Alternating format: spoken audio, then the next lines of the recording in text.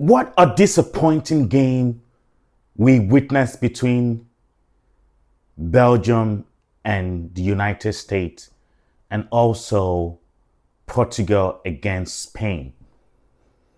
You might ask and say, why are you saying it was a disappointing game? Well, if you're looking at it from my perspective and the prediction that I've made, then you will agree with me that it was disappointing because, especially the United States and all the kerfuffle about Balogun and the red card being rescinded, cursed made it more disappointing with the result. Hey guys, welcome back to the channel. Do not forget to like, share, subscribe, and also turn up your notification button so I get an update each time I go on live. Let's get into it together.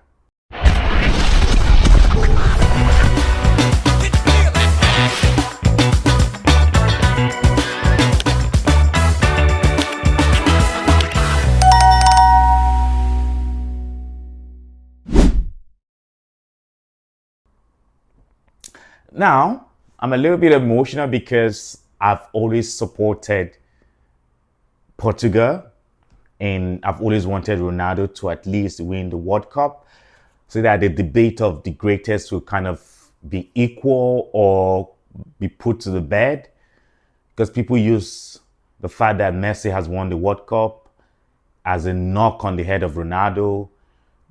Before it was because Ronaldo was the greatest because he won the European Championship and Messi hasn't won the World Cup then. So that argument keep going, the debate keep going.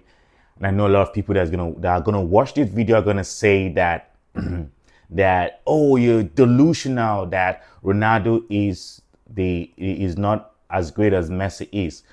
That's an opinion you are very much entitled to have, but for me, I believe that Ronaldo is greater than Messi.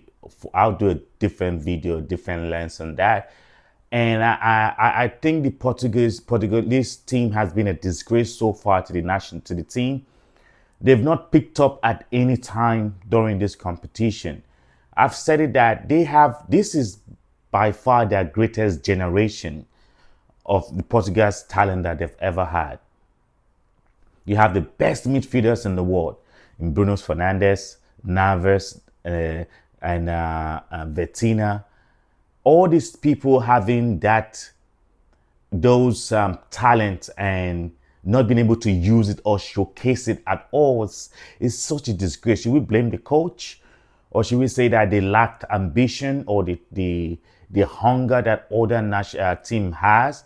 These are people that just perform for their national team, for their club side, and not perform for their national team.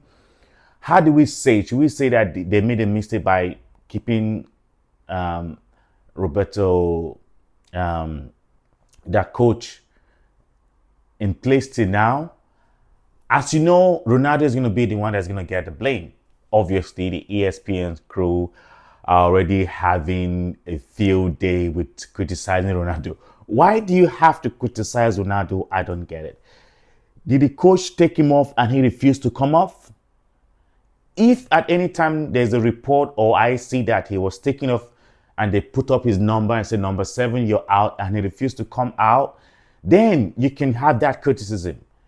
If as long as the coach keeps you, he loves football, he has given his life, everything at 41, the passion he has, the 20 years old they don't even have so much passion to sacrifice to get to the level they want to get to. And you'd be like, oh, you should just tell the coach, I want to come out on my own. If he does that, I'm pretty sure you're still going to criticize him.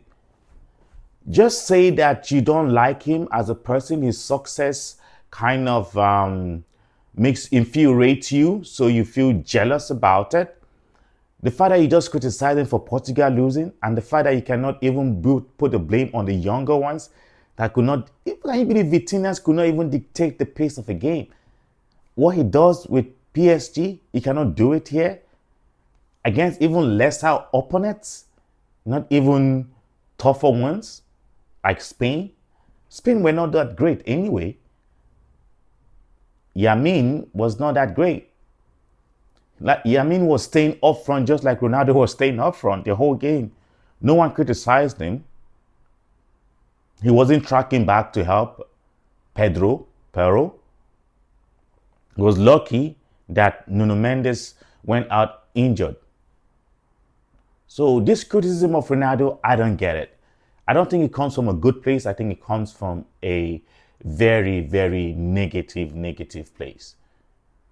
Deep down, I knew that the scoreline I put in was a bit much. The reason why I did that was because of the history of the competition that's going on right now, how the game has gone on and how many upset has happened. Not to say that Portugal cannot match Spain's player by player, style by style, talent by talent. Just the hunger is different because that Spain defense is not good anyway. Laporta as a defender, Colobassi, these are vulnerable people. We've seen Pedro Porro for Tottenham, so, and Rodri has not been to his best. So it wasn't like the talent of Spain were better than the Portuguese. They have more hunger and they outwork the Portuguese. Scoring that game at that time was a heartbreak. It was a real heartbreak. And I don't know why he didn't. This is what the point I don't understand. If you wanted to go for an extra time, he could have taken Ronaldo off immediately because there's no way he could have gone an extra 20 more minutes of the game. No way. So, but he didn't get to that point, so we don't have to criticize him at that stage anymore. And for the US team, what can I say? They were shambolic. They were extremely disappointing. The red card reversal controversy, you think that will spark something in them to be able to go out there and prove the critics wrong. But I guess that gave Belgium more motivation because the Belgians played the best game so far of the competition, and they totally outplayed, outshined, outmuscled, outsmarted the US team. The US team brought nothing to the table. They were a disgrace, overhyped, and I did put them to win 2-1. Not because I was not aware of the previous scoreline of 5-2 that the Belgians had over the US team in the friendly match. It was because of the way they've played and the way the Belgians has played. The US team has been very compact. They've been very organized. They have an identity. While the Belgians don't have an identity, they have individual players. Those were the differences that made me predicted 2-1 in favor of the US team. But when push come to shove, the US team didn't stand up and they didn't live up to expectation, which is disappointing to see. So, two prediction, 90% right, a few percent I have not been right about this prediction, but it's okay. And those were not, I could say that some emotional and bias was into the prediction of the game between Belgium and US and also Portugal against Spain. But let me know what you think in the comment section. Do you think Spain can go all out? Because I believe Spain will be playing Belgium right now. So you think the Belgium that beat the US 4-1 can upset the Spanish team? I don't think so. But this is 2026 FIFA World Cup. It has everything that we just can't predict. Thank you for watching. Don't forget to like, share, subscribe at the Conversation channel with Pius on YouTube. Let's get after it together.